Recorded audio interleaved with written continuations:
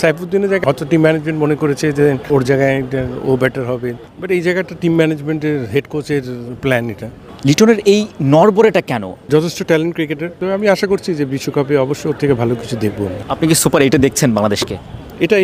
এটা বলবো না। ভাই, আলোচনা তো হচ্ছে আসলে বিশ্বকাপ কেন্দ্রিকই। এই সময়ে যেহেতু বাংলাদেশ দল এখন ইউএসএতে অবস্থান করছে, অ্যাজ এ চিফ সিলেক্টর, সাবেক চিফ সিলেক্টর, ওভারঅল এবারের টিমটাকে আপনি কীভাবে বিচার করবেন? অবশ্যই এটা তো 1.5 বছর ধরে কিন্তু এই খেলোয়াড়রা দ্বিপাক্ষিক সিরিজগুলি খেলছে এবং কন্টিনিউয়াস একটা প্রসেসের মধ্যে আছে টি20 ফর্মেটে। তো আমি আশা করছি যে দলে যারা সুযোগ পেয়েছে এরা যদি পার্টিকুলার ডেটে রাইট টাইমে রাইট জিনিসটা ইউটিলাইজ করতে পারে, অবশ্যই ভালো কিছু আমরা দেখতে পারবো এই বিশ্বকাপে। আমরা আপনাদের সময় দেখেছি, আমরা অনেক কিছু, কেউ চান্স পেলে সেটা নিয়েও আলোচনা হতো, কেউ বাদ পড়লে সেটাও নিয়ে আলোচনা হতো। এবার সাইফুদ্দিন এবং মিরাজকে নিয়ে আলোচনা হচ্ছে। নিশ্চয়ই আপনারা ক্যারি করেছেন, প্রত্যেক প্লেয়ারকেই সুযোগ দেওয়ার চেষ্টা করেছেন। আপনার কি মনে হয় যে এই দুজন প্লেয়ার মানে আনলাকি কিনা এবারের বিশ্বকাপের স্কোয়াডে তাদের সুযোগ হলো না? আপনি দেখেন, টিম ম্যানেজমেন্টের কিছু চাওয়া থাকে, তার সাথে সিলেকশন প্যানেলও কিছু চাওয়া থাকে। এটা একটা আন্ডারস্ট্যান্ডিংয়ের মধ্যে টিমের বেস্ট পসিবল সাইড দাঁড়া করাতে হয়। এখানে যেহেতু 15 জন খেলোয়াড়ই নিতে হয়, এখানে কিছু প্লেয়ারের আনলাকি এটা বলতে পারেন। কিন্তু এই জায়গায় হয়তো মিরাজের ব্যাপারটা অন্য 2 ফর্মেটে তো দলের সাথে আছে, এবং এই ফর্মেটটা হয়তো ম্যানেজমেন্ট চিন্তা করেছে যে বোলিংটা শেখ মেহেদি একটু এগিয়ে আছে, যার কারণে সুযোগটা আসছে।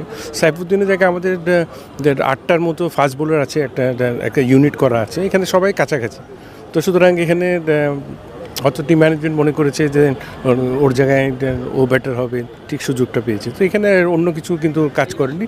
এখন যেহেতু 15 জন স্কোয়াড ডিক্লেয়ার হয়ে গেছে, এটা এখন আমাদের দেশের সেরা খেলোয়াড়রা খেলছে এবং আমাদের উচিত এটাকে সাপোর্ট করে যাওয়া। টিম কম্বিনেশনের কথা বলছিলেন, প্রথম ম্যাচ শ্রীলঙ্কার বিপক্ষে, দ্বিতীয় ম্যাচ সাউথ আফ্রিকার বিপক্ষে। আমাদের টুর্নামেন্টের সুপার 8-এ যাওয়ার টার্গেটটা থাকলে শ্রীলঙ্কার বিপক্ষে আমাদের ম্যাচটা জিততে হবে। সেই জায়গায় শ্রীলঙ্কার বিপক্ষে সেরা 11 বা টিম কম্বিনেশনটা অ্যাজ এ চিফ সিলেক্টর সাবেক আপনি কীভাবে দেখছেন আর কি, সেই ম্যাচটায় টিম কম্বিনেশনটা কেমন হওয়া উচিত?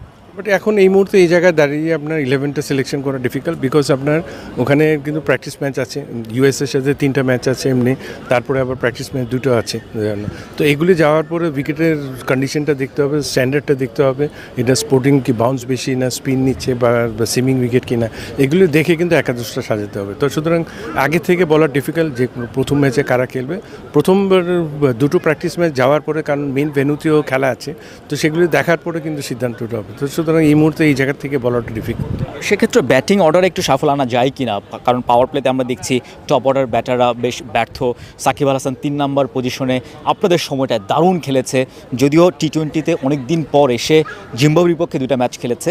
সাকিবকে 3 নম্বরে সফল করে নিয়ে আসা যায় কিনা পাওয়ার প্লেটাকে কাজে লাগানোর জন্য? কারণ আমরা বিপিএলও দেখেছি 3 নম্বর পজিশনে সাকিব বেশ ভালো খেলেছে।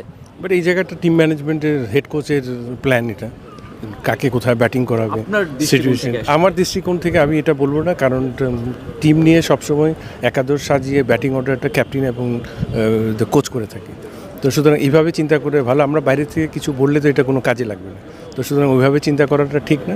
এটা টিম ম্যানেজমেন্ট ছেড়ে, যেটা বললাম যে প্র্যাকটিস ম্যাচ যাওয়ার পরে আপনার বেস্ট কম্বিনেশনটা তখন তৈরি করতে হবে। সেক্ষেত্রে আমাদের বরাবরই বোলিং ডিপার্টমেন্টটা আমাদের শক্তিশালী, আমাদের ব্যাটিং ডিপার্টমেন্টটা বেশ নড়বড়ে। আমরা জিম্বাবুয়ের বিপক্ষে দেখলাম যে আসলে 2টা ম্যাচে সুযোগ পেয়ে আসলে আমরা 200 রান আমরা করতে পারিনি এই বোলিংয়ের অ্যাগেন্সটে। সেক্ষেত্রে বাংলাদেশের ব্যাটিংটা নিয়ে আপনার কী বলার আছে, কীভাবে উন্নতি করা আসলে সম্ভব? আপনি দেখেন, একটা সিরিজের একটা ব্যাটিং দেখে আপনি এটা বলাটা ঠিক হবে না। আপনি 1 বছরের পারফরমেন্সটা দেখেন ওটা টি20 ফর্মেটে দ্বিপাক্ষিক, তো এখানে দেখবেন যে এটা কিন্তু একটা স্টেবল পজিশনে আছে। তো সুতরাং ক্রিকেটে গ্রাফ কিন্তু সবসময় এক ধারায় যায় না, আপস অ্যান্ড ডাউন থাকি। তো মনে করেন যে এই সিরিজে খারাপ করেছে, হয়তো নেক্সটে গিয়ে সেরাটা আরও সেরা দেখতে পারবো আমরা। তো সুতরাং ওটা দেখারই অপেক্ষা আছে। তো এটা নিয়ে আপসেট হওয়ার কোনো কারণ নেই। আমরা যদি 90s দিকে তাকাই, বাংলাদেশের one of finest batter Minhajul Abedin Nannu, সে সময় নান্নুকে নিয়ে ঘরোয়া ক্রিকেটে বেশ কারাগারি হতো। সেই জায়গায় বর্তমানে যদি বলি ফাইনেস্ট ব্যাটারকে, এক বাক্যে সবাই বলবে লিটন কুমার দাস, কিন্তু লিটন কুমার দাসের সাম্প্রতিক পারফরমেন্সটা আপ টু দ্য মার্ক না। আপনি ক্রিকেট খেলেছেন, চিফ সিলেক্টর ছিলেন দীর্ঘদিন, নিশ্চয়ই লিটনকে আপনাদের সময় উঠে এসেছে, লিটনকে অনেকদিন দেখেছেন। লিটনের এই নড়বড়েটা কেন, মানে আপনার কাছে কী মনে হয়? আপনি তো দেখেছেন খুব কাছে থেকে। বাট যথেষ্ট ট্যালেন্ট ক্রিকেটার এবং আমাদের দেশের জন্য কিন্তু ভালো ভালো কিছু ইনিংস খেলেছে। তো ওটা কন্টিনিউয়াস একটা প্রসেসের মধ্যে আছে। আমি মনে করি যে ওর যে এটা টোটালি মেন্টাল একটা প্ল্যানের মেন্টাল প্ল্যান একটা ঘাটতি হচ্ছে। তো এই জায়গায় আমি মনে করি ওর যে এক্সপিরিয়েন্স আছে ইনশাল্লাহ আশা করি যে বিশ্বকাপের আগে নিজেকে শুধরে প্ল্যান করে আগাতে পারবে এবং বেস্ট পসিবল খেলাটা ইনশাল্লাহ খেলবে। আপনি বলছিলেন আসলে মেন্টাল যে ঘাটতি, আমরা দেখলাম যে ওয়ানডে ক্রিকেটে শ্রীলঙ্কার বিপক্ষে 2টা ম্যাচে ভালো করতে পারলো না, তাকে থার্ড ওয়ানডে থেকে তাকে বাদ দেওয়া হলো এবং টিম হোটেল থেকেও তাকে নিয়ে আসা হলো। এর 4 দিন পরেই আবার টি-20 স্কোয়াডে যুক্ত হলেন। আবার তিনি টেস্টে ক্যাপ্টেন্সি করতেন, ওয়ানডেতেও করেছেন, একটা সম্ভাবনা ছিল যে তিনি টেস্টে ক্যাপ্টেন্সি পাবেন। এই সব বিষয়গুলো কি তাকে বেশি তাড়া দিয়েছে? মানে বাইরে থেকে আসলে আপনার কাছে কী মনে হয়? বাট বাইরে থেকে এগুলো বোঝাবার ঠিক মুশকিল আছে, কিন্তু একটা জিনিস, একটা খেলোয়াড়ের প্রধান এবং প্রথম কাজটা হলো পারফরমেন্স। এটার সাথে কোনো কম্প্রোমাইজ নেই। আপনাকে কে ক্যাপ্টেন করলো বা কী করলো এগুলো চিন্তা ভাবনা না রেখে মনোযোগটা থাকতে হবে পুরোপুরি নিজের খেলার উপরে। তো সুতরাং একটা খেলোয়াড়কে পারফরমেন্সের মুখ্য, এটা সবাই জানে, এই জায়গায় মনোনিবেশ করতে হবে। আমি আশা করছি যে বিশ্বকাপে অবশ্যই ওর থেকে ভালো কিছু দেখবো আমরা। আপনাদের সময় আমরা দেখেছি সবচেয়ে ভালো টি-20 বিশ্বকাপ গেছে 2022 অস্ট্রেলিয়ায়, দারুণ একটা টুর্নামেন্ট গেছে টি-20 যদি বিচার করি। সেক্ষেত্রে এবারের টুর্নামেন্টে আপনার কী মনে হয় বাংলাদেশ দলকে নিয়ে আপনার কীরকম আশা আছে?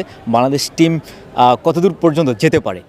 এটা এই মুহূর্তে যেটা বললাম যে বলা মুশকিল। আমরা এমন একটা জায়গায় এবার ওয়ার্ল্ড কাপটা খেলতে যাচ্ছি, ইউএসএতে 96-এর পরে আমরা ওখানে কোনো ম্যাচই খেলি না।